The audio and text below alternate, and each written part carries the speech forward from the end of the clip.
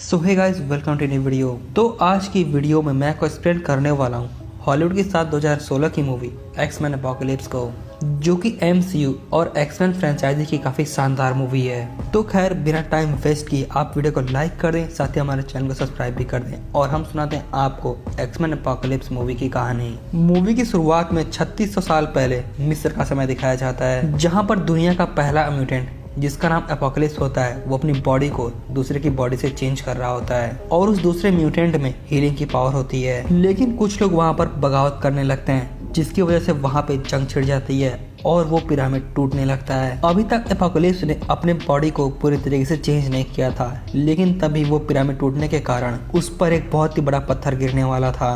But उसकी एक साथी उसके चारों तरफ एक शील्ड को बनाकर अपने आप को कुर्बान कर देती है। इसके बाद हम 1983 का समय ओहियो में देखते हैं। यहाँ एक टीचर अपने स्टूडेंट्स को म्यूटेंट के बारे में पढ़ा रही होती है। तभी उसका एक स्टूडेंट स्कॉट कहता है कि उसकी आंखों में जलन हो रही है और उसे बाथरूम जाना है। स्कॉट का पीछा करते हुए उसकी क्लास का एक और लड़का जाता है उसे मारने के लिए। वहाँ वो स्कॉट को परेशान करने लगता है। इससे परेशान होकर स्कॉट अपनी आंखों को खोल देता है, जिसकी वजह से वहाँ पे एक बहुत ही तेज लेजर निकलती है और पास की सभी चीजें तबाह हो जाती हैं। उधर हम बर्लिन में रेवन को देखते हैं, जो कि अंडरग्राउंड होने वाले म्यूटेंट्स की फाइट में जाती है। वहाँ वो एक म्यूटेंट कर्ट को बचाकर बाहर आती है। इसके बाद हम पोलैंड में मैग्नेटो को देखते हैं, जो कि एक फैक्ट्री में काम कर रहा था। तभी अचानक एक वर्कर के ऊपर पिघलते हुए लोहे से भरा कंटेनर गिरने वाला था, लेकिन मैग्नेटो वहां पर उसे बचा लेता है, जिसकी वजह से उसका ये राज वहां के सभी वर्कर्स जान जाते हैं और इसकी खबर वो पुलिस को कर देते हैं। रात में जब मैग्नेटो अपनी पत्नी के साथ होता है, तभी वहां पर पुलिस आ जाती है। एक पुलिस वाले की गलती की वजह से उसकी फैमिली मारी जाती है,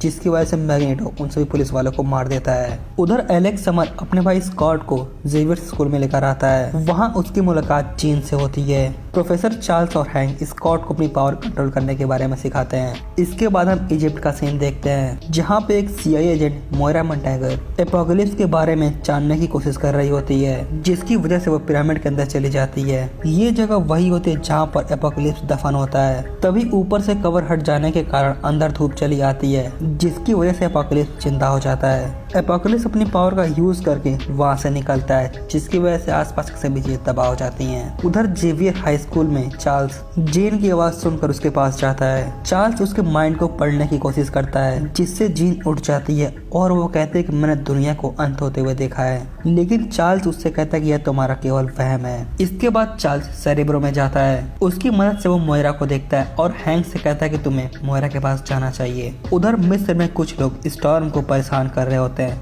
लेकिन तभी वहां पर एपोकलिप्स आकर उसे बचा लेता है। वो बड़ी आसानी से उन सभी लोगों को मार देता है। इसके बाद स्टॉर्म एपोकलिप्स को अपने घर पर लेकर जाती है, जहां पर चैनल टेलीविजन की मदद से पूरी दुनिया के बारे में जानकारी इकट्ठा कर लेता है। यहाँ पर एपोकलिप्स स्टॉर्म को और भी ज्यादा पावर्स देता है। इधर चार्ल्स और एलेक्स मोयरा मोंटेगर से मिलने आते हैं। ये उन्हें एपोकलिप्स के बारे में सारी जानकारी देती है। वो कहते हैं कि जब भी एपोकलिप्स मरने वाला होता है तो अपनी बॉडी को एक पावरफुल म्यूटेंट की बॉडी से चेंज कर लेता है और वो अपने साथ 4 हॉर्समैन को भी रखता है, जो कि उसकी हिफाजत करते हैं और उसकी मदद भी करते हैं। इधर रेवन कर्ट को कैलिबन के पास लेकर आती है ताकि वो कर्ट को अमेरिका भेज सके। इधर हैंक स्कॉट को चश्मा देता है, जिसकी वजह से वो अपने आंखों को खोल सकता है, लेकिन उसकी आंखों से लेजर नहीं निकलेगी। अब उसकी और जीन की काफी अच्छी दोस्ती हो जाती है। उधर एपोकलिप्स भी कैलिबन के पास आ जाता है और उसकी बॉडीगार्ड जिसका नाम साइक्लोड होता है वो उसके साथ मिल जाती है। साथ ही एपोकलिप्स उसे और भी पावरफुल बनाता है। इसके बाद एपोकलिप्स एंजल के पास आता है और उसे भी बहुत ज्यादा पावर्स देता है। अब एरिक अपनी फैमिली के डेथ के बाद अपनी फैक्ट्री में फिर से जाता है। वहाँ पर सभी वर्कर्स को मारने वाला होता है, लेकिन तभी वहाँ पर एपोकलिप्स आ जाता है। वो मैग्नेटो को अपना चौथा हॉर्समैन बनाने की बात कहता है, साथ ही वह सभी लोगों को चुटकी में मार देता है। वो एरिक को एक जगह पर लेकर जाता है, जहाँ पर एरिक की बचपन की यादें होती हैं। यहाँ पर एपोकलिप्स एरिक को भी बहुत ज्यादा पावरफुल बनाता है, यानी अब एपोकलिप्स के पास पूरे 4 हॉर्समैन हो चुके हैं। इधर चार्ल्स मोयरा को लेकर अपने स्कूल आता है, जहाँ पर उसे रेवन मिलती है। रेवन चार्ल्स को एरिक के बारे में बताती है, जिसके बाद एरिक सेरेब्रो की मदद से एरिक से बात करता है। चार्ल्स एरिक को एपोकलिप्स का साथ देने से मना करता है, लेकिन तभी एपोकलिप्स चार्ल्स को एरिक से बात करते हुए देख लेता है। तब एपोकलिप्स चार्ल्स के दिमाग में घुसकर उसे भविष्य की एक झलक दिखाता है। अब चार्ल्स के सेरेब्रो की मदद से एपोकलिप्स पूरी दुनिया के मिसाइल्स को एक्टिवेट कर देता है। साथ ही एपोकलिप्स चार्ल्स की पावर से काफी इम्प्रेस होता है, लेकिन तभी चार्ल्स के कहने पर हैंक पूरे सेरेब्रो को डिस्ट्रॉय कर देता है, जिसके बाद चार्ल्स बेहोश हो जाता है। तभी वहाँ पर एपोकलिप्स अपने 4 हॉर्समैन के साथ सेरेब्रो में आ जाता है।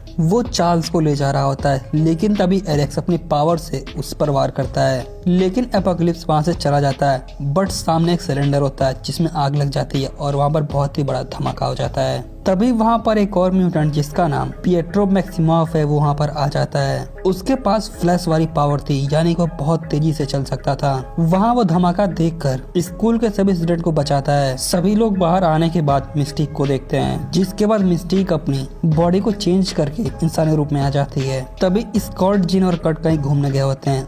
वो आते हैं तो उनमें से स्कॉट अपने भाई के बारे में पूछता है, लेकिन हैंक बताता है कि वो सिलेंडर के काफी करीब था, जिसकी वजह से उसकी मौत हो चुकी है। तभी वहाँ पर एक हेलीकॉप्टर आता है जिसमें से स्ट्राइकर बाहर निकलता है। वो हैंक, मोइरा, पिएट्रो और रेवन को उठाकर ले जाता है। कर्ट अपनी पावर का यूज करके स्कॉट और जीन को भी हेलीकॉप्टर के अंदर लेकर जाता है। वो लोग खुद को स्ट्राइकर से आजाद करने की बात कहते हैं, लेकिन स्ट्राइकर उनकी बात नहीं सुनता। यहाँ पर पिएट्रो रेवन से कहता है कि मैग्नेटो मेरा फादर है। तभी चार्ल्स की आवाज सबकी कानों में गूंजने लगती है, जो कि एपोकलिप्स की मदद से बिना सेरेब्रो के ही सबसे बातें कर रहा था। यहाँ पर चार्ल्स एपोकलिप्स की बड़ाई कर रहा था। चार्ल्स कहता है कि मैं सभी इंसानों को मार दूंगा, इस दुनिया पर केवल म्यूटेंट्स का ही राज होगा। लेकिन साथ ही वो जीन को एक सीक्रेट मैसेज भेजता है, जिसमें जीन उसकी लोकेशन को जान जाती है। इसके बाद जीन लोगन को आजाद करवाती है। वो सिक्योरिटी पर हमला करता है और उन सभी लोगों को आजाद करवाता है, जिसके बाद जीन उसके दिमाग में घुसकर उसे शांत करती है, जिसके बाद लोगन वहाँ से चला जाता है। इसके बाद कर्ट और स्कॉट बाकी सभी लोगों को आजाद करवाते हैं। उधर एपोकलिप्स एरिक को उसका हेलमेट देता है।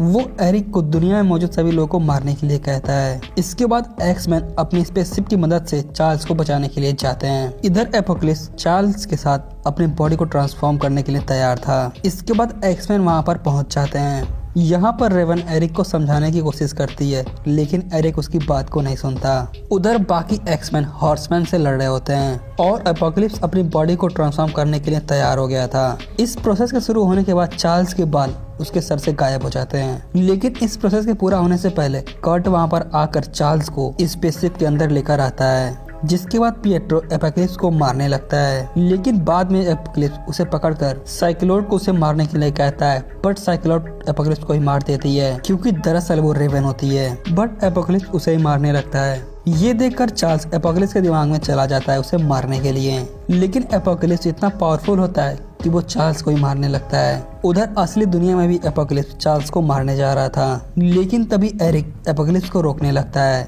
इसके बाद चार्ल्स जीन से कनेक्ट होता है और वो उससे मदद मांगता है, जिसके बाद जीन चार्ल्स के दिमाग में घुस जाती है और उसकी मदद करती है। अब चार्ल्स के कहने पर जीन अपनी पावर का पूरा इस्तेमाल करती है और एपोकलिप्स को मारने लगती है। जीन चार्ल्स के दिमाग वाले एपोकलिप्स को मार देती है। उधर बाहर सभी एक्समैन मिलकर रियल एपोकलिप्स को मारने लगते हैं, जिसके बाद वो सभी मिलकर एपोकलिप्स को मार देते हैं। अब इस मूवी के पोस्ट क्रेडिट सीन में हम देखते हैं कि जीन और एरिक मिलकर एक्स मैंसन को फिर से बनाते हैं। अब इसके बनने के बाद रेवन एक्समैन को ट्रेनिंग देती है और यहाँ पर ये मूवी खत्म हो जाती है। तो फिर आपको एक्समैन एपोकलिप्स मूवी कैसी लगा मैं कमेंट करके बताएं। साथ ही हम मिलते हैं आपसे नेक्स्ट वीडियो में। तब तक के लिए आप चैनल को सब्सक्राइब कर दें, साथ ही वीडियो को लाइक भी कर दें।